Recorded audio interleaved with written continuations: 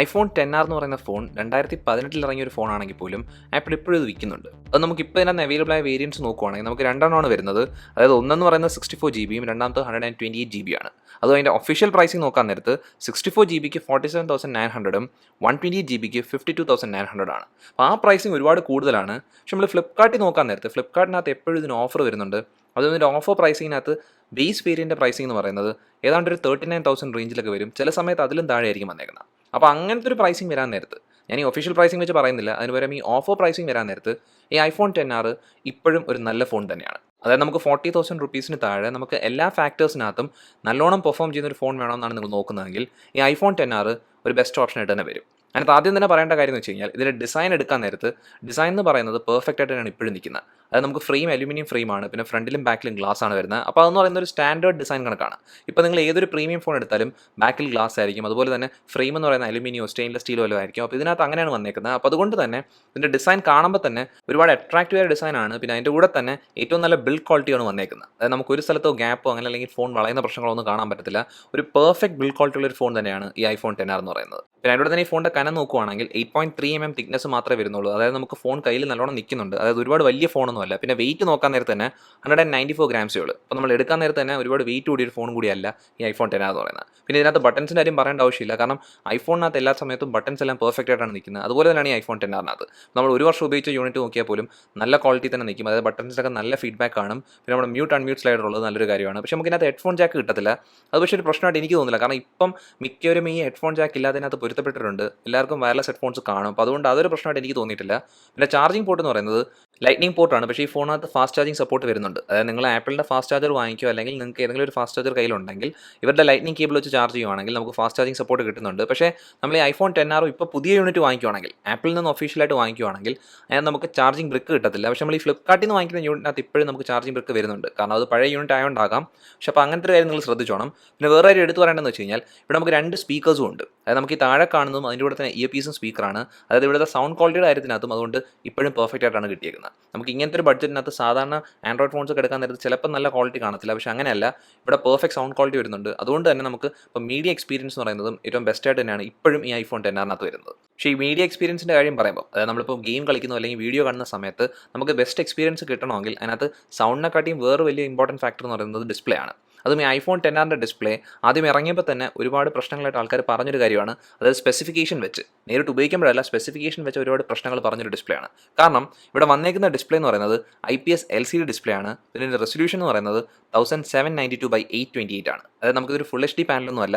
അതുകൊണ്ട് തന്നെ ഇവിടുത്തെ പിക്സൽ ഡെൻസിറ്റി 326 ppi ഉള്ളൂ. അപ്പോൾ ഈ സ്പെസിഫിക്കേഷൻ കാണുമ്പോൾ ഒരുപാട് മോശമായിട്ട് തോന്നും. പക്ഷേ നമ്മൾ ഇപ്പോഴായ പോലും ഉപയോഗിക്കുന്ന സമയത്ത് നല്ല ക്വാളിറ്റിയുള്ള പാനലായതുകൊണ്ട് തന്നെ നല്ല എക്സ്പീരിയൻസ് ആയിട്ടാണ് എനിക്ക് തോന്നിയത്. നമ്മൾ AMOLED പാനലായിട്ട് കമ്പയർ ചെയ്യുവാണെങ്കിൽ, അതായത് ഇപ്പോൾ iPhone 12 ഡിസ്പ്ലേ ആയിട്ട് കമ്പയർ ചെയ്യുവാണെങ്കിൽ അന്നേരം ഇതൊരു മോശമായ ഡിസ്പ്ലേ ആയിട്ട് തോന്നും. പക്ഷേ അല്ലാതെ നമ്മൾ ഇത് മാത്രമായിട്ട് ഉപയോഗിക്കുവാണെങ്കിൽ എനിക്ക് ഈ ഡിസ്പ്ലേ ഇപ്പോഴും നല്ലതായിട്ടാണ് തോന്നിയിരിക്കുന്നത്. നമുക്ക് കണ്ടന്റ് നല്ലോണം എൻജോയ് ചെയ്യാൻ പറ്റും. കാരണം എന്ന് വെച്ച് കഴിഞ്ഞാൽ ആപ്പിളിൻ്റെ LCD പാനൽസ് നല്ല പെർഫെക്റ്റ് ക്വാളിറ്റിയുള്ളതാണ്. വ്യൂവിംഗ് ആംഗിൾസിനകത്തൊരു പ്രശ്നമില്ല. അത് മാത്രമല്ല കളേഴ്സ് എല്ലാം കറക്റ്റായിട്ട് തന്നെ എടുത്ത് നിൽപ്പുണ്ട്. പിന്നെ വേറെ കാര്യം ശ്രദ്ധിക്കേണ്ടതെന്ന് വെച്ച് കഴിഞ്ഞാൽ ഇതിൻ്റെ ബ്രൈറ്റ്നസ് എന്ന് പറയുന്നത് നല്ലോണം ആവുന്നുണ്ട്. നമുക്ക് HDR സപ്പോർട്ടൊന്നും ഡിസ്പ്ലേക്കകത്ത് വരുന്നില്ല. അതുകൊണ്ട് തന്നെ നമ്മൾ ഏത് കണ്ടന്റ് കണ്ടാലും നമുക്ക് 625 nits വരെയാണ് മാക്സിമം ബ്രൈറ്റ്നസ് പോകുന്നത്. പക്ഷേ എന്നാലും അത്രയും ബ്രൈറ്റ്നസ് ഒക്കെ മതി. നമ്മളിപ്പോൾ പുറത്ത് ഉപയോഗിക്കുകയാണെങ്കിൽ പോലും നമുക്ക് കണ്ടന്റ് നല്ലോണം എൻജോയ് ചെയ്യാൻ പറ്റും. അതായത് നമുക്ക് എന്തെങ്കിലും വായിക്കണമെങ്കിൽ ബുദ്ധിമുട്ടൊന്നും വരത്തില്ല. പിന്നെ അതിൻ്റെ കൂടെ തന്നെ നമുക്ക് ഇവിടെ ഒരു കാര്യം ശ്രദ്ധിക്കേണ്ടതെന്ന് വെച്ച് കഴിഞ്ഞാൽ ഇവിടെ ബെസൽസ് അത്യാവശ്യം വലുതാണ്. പിന്നെ നമുക്കിവിടെ നോച്ച് വരുന്നുണ്ട്. അതും ഈ നോച്ചിനകത്താണ് ഫേസ് ID സെൻസറൊക്കെ വരുന്നത്. അത് ഫേസ് ID എന്ന് പറയുന്നത് ഇവിടെ നല്ലോണം വർക്ക് ആവുന്നുണ്ട്. പക്ഷേ മാസ്ക് ഉപയോഗിക്കുകയാണെങ്കിൽ പ്രശ്നങ്ങളുണ്ട്. അപ്പോൾ അല്ലാതെ നോക്കാൻ നേരത്ത് ഫേസ് ID നല്ലൊരു അൺലോക്കിംഗ് മെത്തേഡാണ്. അതുകൊണ്ട് തന്നെ അതും നല്ലതാണ്. പിന്നെ ഇവിടുത്തെ നോച്ചിൻ്റെ കാര്യത്തിനകത്ത് ഈ ഡിസ്പ്ലേ എന്ന് പറയുന്നത് 6.1 inch ഡിസ്പ്ലേ ആയതുകൊണ്ട് നമ്മൾ ഈ നോച്ച് അങ്ങനെ അധികം ശ്രദ്ധിക്കത്തില്ല കണ്ടന്റ് കാണുന്ന സമയത്ത്. പിന്നെ ഇതിനൊക്കെ പുറമെ ഇപ്പോൾ ആപ്പിളിൻ്റെ ഫ്ലാഗ്ഷിപ്പ് ഫോൺസിനകത്ത് വരുന്ന ഫീച്ചേഴ്സായ ട്രൂ ടോണും ഹാപ്റ്റിക് ടച്ചും ഒക്കെ ഇതിനകത്തുണ്ട്. അപ്പോൾ ഇതെല്ലാം കൊണ്ട് ഈ ഡിസ്പ്ലേ എന്ന് പറയുന്നത്, അതായത് iPhone XRലെ ഡിസ്പ്ലേ എന്ന് പറയുന്നത് ഒരു 40,000 താഴെ നോക്കുവാണെങ്കിൽ നല്ലൊരു ഡിസ്പ്ലേ തന്നെയാണ്. എനിക്കതിനകത്ത് ഒരു കുഴപ്പവും പറയാനില്ല. അതുകൊണ്ട് തന്നെ നിങ്ങൾക്ക് വീഡിയോ കാണുമ്പോഴോ ഗെയിം കളിക്കുമ്പോഴൊക്കെ നല്ല എക്സ്പീരിയൻസ് കിട്ടുകയും ചെയ്യും. പിന്നെ ഒരു കാര്യം ശ്രദ്ധിക്കേണ്ടതെന്ന് വെച്ച് കഴിഞ്ഞാൽ ഇതിനകത്ത് 120 Hz റിഫ്രഷ് റേറ്റോ അല്ലെങ്കിൽ 90 Hz റിഫ്രഷ് റേറ്റോ ഒന്നും വരുന്നില്ല. 60 Hz ആണ് വരുന്നത്. പക്ഷേ അതൊരു പ്രശ്നമായിട്ട് എനിക്ക് തോന്നിയിട്ടില്ല. കാരണം iOS എന്ന് പറയുന്നത് അത്യാവശ്യം ഫാസ്റ്റായിട്ട് വർക്ക് ആവുന്ന ഒരു കാര്യമാണ്. പിന്നെ അത് മാത്രമല്ല ഇവിടുത്തെ പെർഫോമൻസ് എന്ന് പറയുന്നത് ഇപ്പോൾ 2021 പോലും ഏറ്റവും നല്ലോണം തന്നെ നിൽപ്പുണ്ട്. അപ്പോൾ സാധാരണ നമുക്ക് ആൻഡ്രോയിഡ് ഫോൺസിൽ കാണാൻ പറ്റത്തില്ല. കാരണം ഒരു 3 വർഷമായ ഒരു ആൻഡ്രോയിഡ് ഫോൺ എടുക്കുകയാണെങ്കിൽ എന്തായാലും ഒരുപാട് സ്ലോ ആയ ഫോണായി മാറും. പക്ഷേ ഇവിടെ ഈ iPhone XR എന്ന് പറയുന്ന ഫോൺ ഇപ്പോഴും നല്ല ഫാസ്റ്റായിട്ട് വർക്ക് ആവുന്ന ഒരു ഫോണാണ്. എൻ്റെ കാരണം എന്ന് വെച്ച് കഴിഞ്ഞാൽ ഇവിടെ ഉപയോഗിച്ചിരുന്ന പ്രൊസറായ A12 ബയോണിക് ചിപ്പ് എന്ന് പറയുന്നത് ഇപ്പോഴായാൽ പോലും ഒരു തരത്തിലും പെർഫോമൻസ് ഇഷ്യൂസ് കാണിക്കുന്ന ഒരു ചിപ്പല്ല.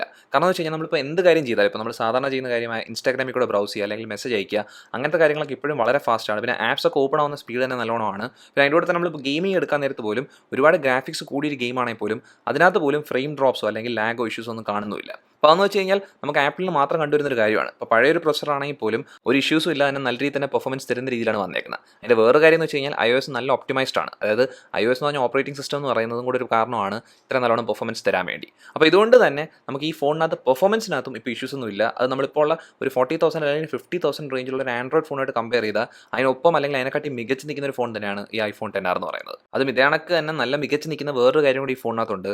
അതെന്ന് പറയുന്ന ക്യാമറയാണ്. അത് നമ്മളിവിടെ ക്യാമറയുടെ കാര്യം എടുക്കാൻ നേരത്ത് നമുക്ക് ആദ്യം തോന്നും ക്യാമറ മോശമായിരിക്കും. കാരണം ഇവിടെ ബാക്കിൽ നോക്കാൻ നേരത്ത് ഒരൊറ്റ ക്യാമറ മാത്രമേ വരുന്നുള്ളൂ. പക്ഷേ എന്നാലും ഈ ക്യാമറയുടെ ക്വാളിറ്റി, അതായത് ഈ ക്യാമറ എടുക്കുന്ന ഫോട്ടോസിൻ്റെയും വീഡിയോസിൻ്റെയും ക്വാളിറ്റി എന്ന് പറഞ്ഞു കഴിഞ്ഞാൽ ഈ ഒരു പ്രൈസ് പോയിന്റ് നോക്കാൻ നേരത്ത് ഏറ്റവും ബെസ്റ്റാണ്. നമുക്ക് ഈ ബാക്കിലത്തെ ക്യാമറയുടെ സ്പെസിഫിക്കേഷൻ നോക്കുവാണെങ്കിൽ ഇതൊരു 12 മെഗാ പിക്സൽ ക്യാമറയാണ്. ഇതിൻ്റെ ആപ്പച്ചർ f1.8 ഉള്ളൂ. ഇതിനകത്ത് ഒപ്റ്റിക്കൽ ഇമേജ് സ്റ്റെബിലൈസേഷനൊക്കെ ഉണ്ട്. അത് നമ്മൾ ഇത് വെച്ചെടുക്കുന്ന ഫോട്ടോസിൻ്റെ കാര്യം പറഞ്ഞപ്പം നമ്മൾ നല്ല ലൈറ്റിങ്ങിൽ എടുത്തു കഴിഞ്ഞാൽ പെർഫെക്റ്റ് ക്വാളിറ്റിയുള്ള ഫോട്ടോസാണ് വരുന്നത്. നല്ല ഡൈനാമിക് റേഞ്ച് ഉണ്ട്, കളേഴ്സ് എല്ലാം പെർഫെക്റ്റ് ആണ്, ഷാർപ്നെസ് ഒക്കെ കറക്റ്റ് ആണ്. പക്ഷെ നമ്മൾ ലൈറ്റ് കുറഞ്ഞൊരു സിറ്റുവേഷനിലേക്ക് പോകാൻ നേരത്ത് നൈറ്റ് മോഡ് സപ്പോർട്ട് ഇല്ലാത്തതുകൊണ്ട് ഒരുപാട് ഇരുട്ടാണെങ്കിൽ നമുക്ക് ഫോട്ടോസ് എടുക്കാൻ പറ്റത്തില്ല. അതൊരു മോശമായ കാര്യമാണ്. പക്ഷേ നമുക്ക് ഒരു ഡൾ ലൈറ്റിംഗ് ആണെങ്കിൽ പോലും ഈ ക്യാമറ നല്ലോണം ഫോട്ടോസ് എടുക്കും. അപ്പോൾ ആ കാരണത്താൽ തന്നെ ഈ iPhone XRൻ്റെ ക്യാമറ വെച്ച് എടുക്കുന്ന ഫോട്ടോസിൻ്റെ കാര്യം പറയുമ്പം നമുക്ക് ഡൾ ലൈറ്റിംഗ് തൊട്ട് നല്ല ലൈറ്റിംഗ് വരെ പെർഫെക്റ്റ് ക്വാളിറ്റിയിൽ ഫോട്ടോസ് വരുന്നുണ്ട്. അത് പ്രത്യേകിച്ചും നല്ല ലൈറ്റിംഗ് ആണെങ്കിൽ ഏറ്റവും ബെസ്റ്റ് ക്വാളിറ്റി ഫോട്ടോസാണ്. അത് കഴിഞ്ഞ് ലൈറ്റ് കുറയുമ്പോൾ മാത്രമേ ഒരു പ്രശ്നം വരുന്നുള്ളൂ. പക്ഷേ അതിനകത്ത് നമുക്ക് വേണമെങ്കിൽ തേർഡ് പാർട്ടി ആപ്സ് ഒക്കെ ഉണ്ട്. അതൊക്കെ ഉപയോഗിച്ച് വേണമെങ്കിൽ നമുക്ക് നൈറ്റ് മോഡ് സപ്പോർട്ട് കിട്ടുന്നുണ്ട്. അപ്പോൾ അത് നിങ്ങൾ ശ്രദ്ധിച്ചോണം.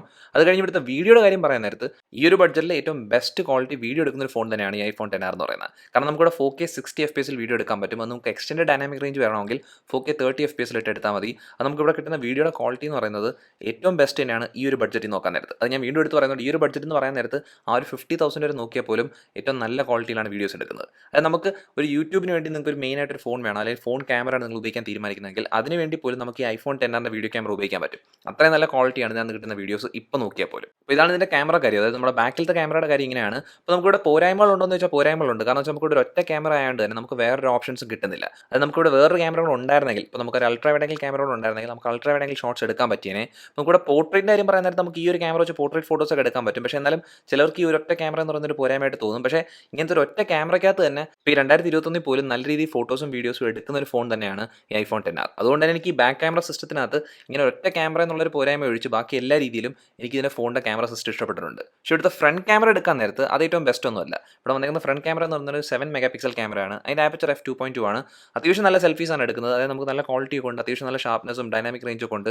പിന്നെ വീഡിയോയ്ക്കകത്ത് ഈ ഫ്രണ്ട് ക്യാമറ കൊള്ളാം. കാരണം ഈ ഫ്രണ്ട് ക്യാമറ വെച്ച് എടുക്കുന്ന വീഡിയോസ് നല്ല സ്റ്റേബിളാണ്. പിന്നെ അതിൻ്റെ കൂടെ തന്നെ ഷാർപ്നെസ്സും ഒക്കെ നല്ലോണം മെയിൻറ്റെയിൻ ചെയ്യുന്നുണ്ട്. പിന്നെ വേറെ കാര്യം എന്ന് വെച്ച് കഴിഞ്ഞാൽ ഇവിടെ നമുക്ക് 1080p 60 FPS വീഡിയോ എടുക്കാനും പറ്റുന്നുണ്ട്. അപ്പോൾ ആ രീതിയിൽ ഫ്രണ്ട് ക്യാമറ വെച്ചെടുക്കുന്ന വീഡിയോസും കൊള്ളാം. അതായത് നിങ്ങൾക്ക് വ്ളോഗിങ് ചെയ്യണമെങ്കിൽ പോലും അത്യാവശ്യം നമുക്ക് ഉപയോഗിക്കാൻ പറ്റുന്ന ഒരു വീഡിയോ ക്യാമറ തന്നെയാണ് ഈ ഫ്രണ്ട് ക്യാമറ. അപ്പോൾ ഇതെല്ലാം കൊണ്ട് മൊത്തത്തിൽ ഇതിൻ്റെ ക്യാമറ സിസ്റ്റത്തിൻ്റെ കാര്യം പറയാൻ നേരത്തെ ഇപ്പോൾ 2021 പോലും നല്ലോണം മികച്ച തന്നെ നിൽപ്പുണ്ട്. പ്രത്യേകിച്ച് ഇതിൻ്റെ ബാക്ക് ക്യാമറ എന്ന് പറയുന്നത് ഇതിൻ്റെ കോമ്പറ്റീഷൻ ഫോൺസായിട്ട് നോക്കാൻ നേരത്തെ അതിനെക്കാട്ടിയൊക്കെ നല്ല രീതിയിൽ തന്നെ മികച്ച് നിൽക്കുന്ന ക്യാമറ സിസ്റ്റമാണ് ഈ iPhone XRനകത്ത് വന്നേക്കുന്നത്. ഇനി അടുത്ത കാര്യം വെച്ചാൽ ഇതിൻ്റെ ബാറ്ററിയാണ്. അപ്പോൾ ബാറ്ററി ബാക്കപ്പ് എന്ന് പറയുന്നത് നമ്മളിപ്പോൾ iPhoneനകത്ത് എടുക്കാൻ നേരത്തെ iPhone SE 2 എടുക്കുകയാണെങ്കിൽ അതിനകത്ത് വളരെ മോശമാണ്. പിന്നെ iPhone 11 എടുക്കാൻ നേരത്തെ ഏറ്റവും നല്ലതാണ്. അപ്പോൾ ഈ iPhone XR എന്ന് പറയുന്നത് ഇപ്പോഴായാൽ പോലും നമ്മളൊരു പുതിയ യൂണിറ്റാണ് എടുക്കുന്നതെങ്കിൽ, അതായത് 100% ബാറ്ററി ഹെൽത്തുള്ളൊരു ഫോണാണ് എടുക്കുന്നതെങ്കിൽ നമുക്ക് നല്ല ബാറ്ററി ബാക്കപ്പ് കിട്ടും. ഒരു 6 തൊട്ട് 7 മണിക്കൂറിനിടയ്ക്ക് ഒരു സ്ക്രീൻ ഓൺ ടൈം വരുന്നുണ്ടായിരുന്നു. ഒരുപാട് ഹെവി യൂസ് ആണെങ്കിൽ പോലും. അപ്പോൾ അതെന്ന് വെച്ചാൽ നല്ലൊരു സ്ക്രീൻ ഓൺ ടൈം ആണ്.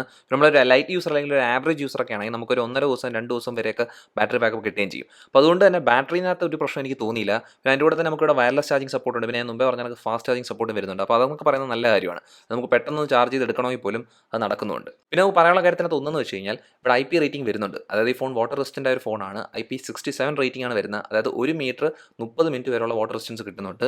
പിന്നെ ഇവിടുത്തെ ബ്ലൂടൂത്ത് വേർഷനും വൈഫൈ വേർഷനും നോക്കുകയാണെങ്കിൽ രണ്ടും 5 തന്നെയാണ്. പിന്നെ നമുക്കിവിടെ NFC-യും അതുപോലെ തന്നെ ബാക്കിയുള്ള സെൻസേഴ്സും കാര്യത്തിനകത്തൊന്നും പ്രശ്നങ്ങളൊന്നുമില്ല.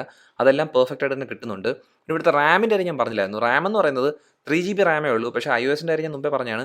iOS എന്ന് പറഞ്ഞാൽ ഒരുപാട് ഹെവി ആയ ഒരു ഓപ്പറേറ്റിംഗ് സിസ്റ്റം അല്ലാത്തതുകൊണ്ട് തന്നെ റാം മാനേജ്മെൻറ്റ് തരക്കേടില്ലായിരുന്നു. ഒരു 6-7 ആപ്പൊക്കെ മെമ്മറിയിൽ ഓപ്പണായി കിടക്കും ഈ 3GB റാമിനകത്ത് തന്നെ. അപ്പോൾ അതുകൊണ്ട് ആ ഒരു പ്രശ്നമില്ല. പിന്നെ ഒരു ആപ്പ് ലോഡ് ചെയ്യണമെങ്കിൽ പോലും പെട്ടെന്ന് തന്നെ ലോഡ് ആവുന്നുണ്ടായിരുന്നു. പിന്നെ അതിനൊക്കെ നമുക്ക് ഈ ഫോണിനകത്ത് 2 സിം ഉപയോഗിക്കാൻ പറ്റും. പക്ഷേ അതിനകത്ത് ഒന്ന് മാത്രമേ ഉള്ളൂ നാനോ സിം സ്ലോട്ട് എന്ന് പറയുന്നത്. മറ്റേത് ഡിജിറ്റൽ സിം ആയിരിക്കണം, അതായത് സിം ആയിരിക്കണം.